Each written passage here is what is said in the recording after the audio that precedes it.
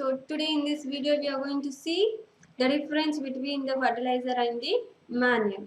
So in previous class we have learned that manure is the organic substance and fertilizers are the man-made inorganic substances, right? So they are made in factories and these are made in some in open areas. Okay, now we'll see exactly what is the difference between fertilizer and the manure. So fertilizer is a man-made inorganic salt. It is made by man. Okay, it just looks like salt only. Okay, but it is a chemical thing. And here manure is a natural substance obtained by the decomposition of the cattle dung and plant residues. Okay, if we cut any plants or the vegetable waste, whatever you are using in our houses, we are going to dump it in a single area. The cow dung is also dumped, and there the bacteria are going to decompose those waste substances and the manure is created. Now fertilizer is prepared. Where the fertilizer is prepared, it is prepared in factories and these are prepared in the fields. Okay, manure is prepared in fields or in any open area. We are going to prepare the manure.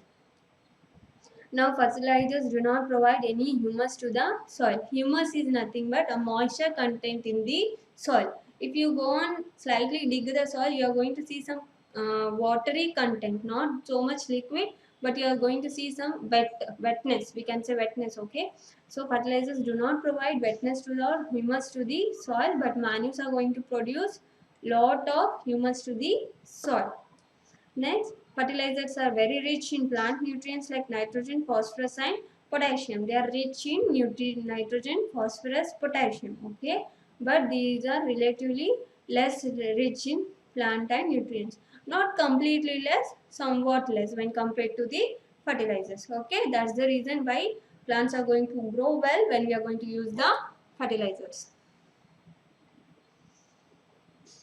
Now we'll see the advantages of the manure. So we are having the disadvantages of fertilizers, right? What are those disadvantages? Fertilizers are useful. They are having some advantages, but in the respective manner only, we are having the same disadvantages regarding with the fertilizers. That is nothing but soil is going to become for less fertile and water pollution, health problems. Okay, and now if we are going to use this manure in a proper way, we are having so many advantages. What are those? So the organic manure is considered better than fertilizers. Why manure is better than fertilizers? Because it enhances is nothing but allows the water holding capacity of the soil. That means this manure is going to hold the water. When we are mainly the for the growth of plant, we require what? We require water, right? So these manures are going to hold the water. Then it makes the soil porous, due to which exchange of gases becomes easy. Porous is nothing but holes like things, or it makes um, loose. Okay, thus it makes the soil loose so that the oxygen is going to exchange between the soil and the atmosphere. Okay, so earlier we learned in preparation of soil, the soil should be loosened so that exchange of oxygen is going to exchange between the soil and the atmosphere. So it increases the number of friendly microbes.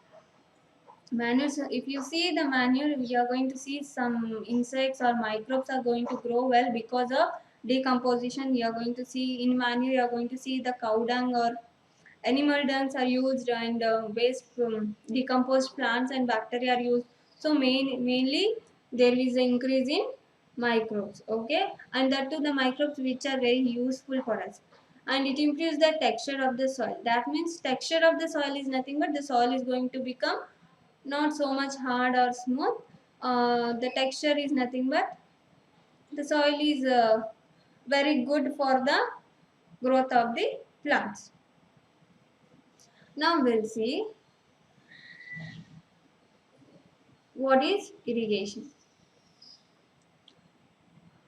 Okay, so here irrigation is nothing but, as I said earlier, plants require more water for their growth, right? So irrigation is one of the process where we are going to water the plants. Okay, so you all know that all living beings need water to live. Without water we cannot live. Okay, so and you know that water is the main important thing for the growth of the plant.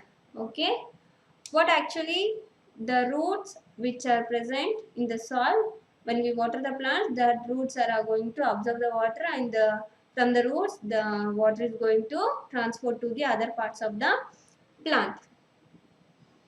Okay, so you all know that plants contain nearly 90% of water. Okay, if we take a plant, it contains mainly 90% of water. Okay, so water is very essential for the growth of the plants. So in previous activity we have learned that to germinate the seeds we require water. Okay, water. So for germination also water is necessary.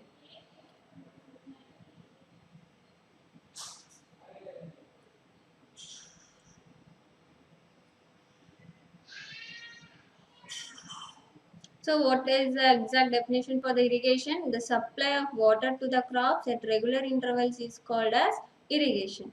That is nothing but the supply of water to the plants is nothing but irrigation. And we have to supply it in a regular intervals of time. Okay, continuously, not randomly.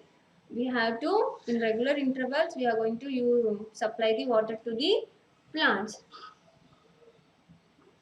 So for few plants, the water is required less. For few plants, the water is more. Like paddy, paddy requires more. If you see any paddy fields, you are going to observe that continuously they grow actually in water only. Okay, so few crops require more water and few crops require less water. Why? Why is it so? And in summer, if you see, the requirement of water is high to everyone, or for all living things or all living beings. Water is the very much required in summer season. Why? Because there is loss of water due to evaporation. Okay, due to evaporation, the loss of water will be more. So we have to uh, water the plants regularly. Okay. If you are not going to water the plants in the summer season, the plants are going to die. Okay, now what are the sources of irrigation? How we are going to irrigate the plants? So how we are going into the fields, how we are going to get the water? So that is nothing but sources of irrigation. So the sources of irrigation are wells, tube wells, ponds, lakes, rivers, dams and canals. Okay, so mainly to the fields we are going to get the water due to these sources. Okay, wells, tube wells, ponds, lakes, rivers, dams and canals. So today we are having these wells, tube wells or the canals. Earlier how they used to irrigate the plants, how they are going to irrigate the crops, we are going to see it now.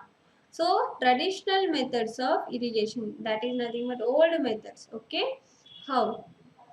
So the water in the well is lifted, lakes and canal is lifted up by the different methods in different regions for taking it to the fields. Nowadays we are having pipelines from the lakes or the wells or the tube wells. But earlier there were no pipelines, so they has to carry the water. So cattle or human labor is used in this method. Okay, they are going to use the animals to carry the water or the human labor. Okay, they are going to pay to the humans so that they are going to carry water to the farmer's field. Okay, and these methods are cheaper but less efficient. Okay, this method is very cheap, but uh, there is a lot of time requirement and less efficient. It is not so much useful. Okay, so what are those methods? Moat and chain pump. So moat is nothing but pulley system. Okay, you are going to see the pulley here, that is nothing but moat. And chain pump. So what are the traditional methods? Moat, chain, Dekli and Rahat. lever system. So we will going to see one by one here. Pumps are commonly used for lifting water. Okay. Diesel, biogas, electricity, solar energy used to run these pumps. So this is nothing but nowadays we are using pumps. So and these pumps are carried or how they are lifted up by using diesel, electricity or biogas or solar energy. Water is carried out. Okay.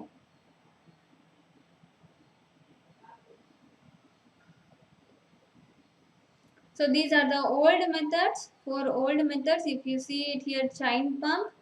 Okay, and here you are going to see directly. If you see the figures, you are going to understand what are those methods. And mainly these methods are used run or by diesel, electricity, solar energy or biogas. Now we'll see what are the modern methods of irrigation.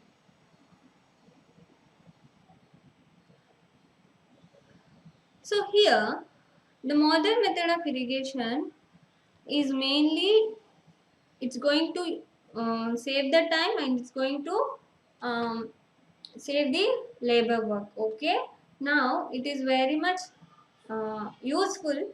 These methods are very much useful and compared to the old methods. What are those? First is sprinkler system, sprinkler irrigation we can say.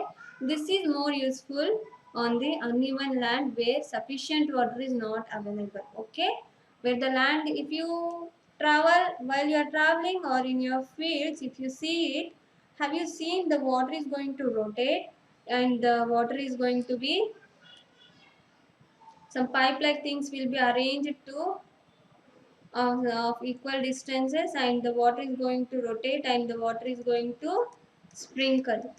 In this way the water is going to sprinkle everywhere. Okay, and this method is nothing but sprinkler system or sprinkler irrigation. How it is done? The perpendicular pipes having rotating nozzles on the top are joined to the main pipeline at regular intervals. When water is allowed to flow through the main pipe under pressure with the help of pump escapes from the rotating nozzles. Okay, it gets sprinkled on the crop as it is draining. So as I said, if you are going to see, the pipelines are connected here. Okay, here you can see the nozzle and when water is flown in this way, the water is going to enter into the every pipe and the water is sprinkled like this.